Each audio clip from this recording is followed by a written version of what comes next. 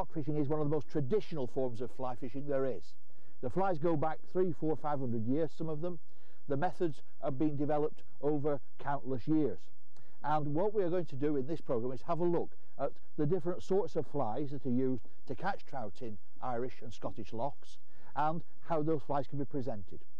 We're starting off in March on a coolish day, brusty, horrible sunshine coming out of the sky, the slightest ripple, hardly a wave, and John Todd, my best pal from Ireland, and I are going to go and see if we can catch you a trout. So here we go.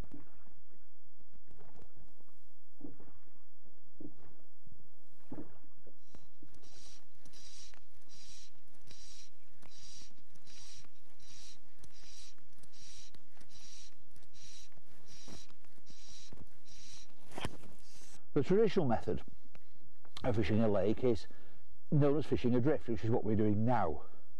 I'm on the oar so I can move us in and out to try and follow the contours of the lake, and we're drifting down the lake with the breeze behind. Preferably it would have been a wind behind, but no wind today. Breeze is an exaggeration, John says that he's correct. Now you would have 2 or 3 flies, and you cast them out as John's doing, and you bring them back at a rate which is faster than the boat's drifting, so that they are moving against any flow, any wave, whatever. They look alive. And then when you get nearer the boat, you lift your rod end up and you just bring the top fly through the wave. Haha, we haven't got a wave today, but if there was a wave, through the wave, to imitate perhaps an emerging insect. Now that is the traditional method. That's what John's doing. You'll see he's fishing much faster than I am. I'm, because of the conditions which are absolutely awful, fishing leaded flies. I've got 2 leaded flies. I'll just give us a pull on the oar. I'm fishing 2 leaded flies, and the 2 leaded flies are taking me down deep. See, I'm just letting them sink. Now I reckon I can just see the bottom, and I reckon you can see down to about 8 feet. So we're in the shallow water, which is where the trout should be, and I'm hoping to bring these fairly close to the bottom.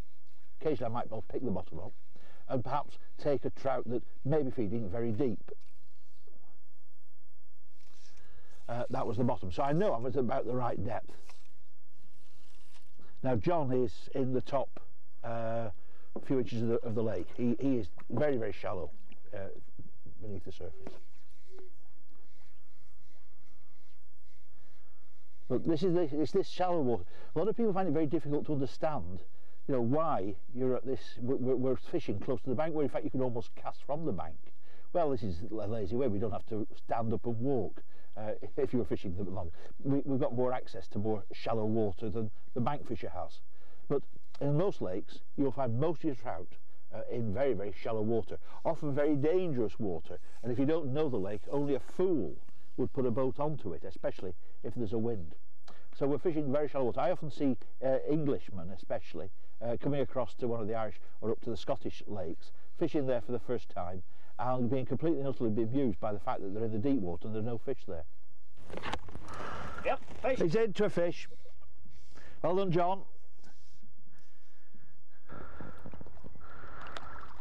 There you go, Malcolm.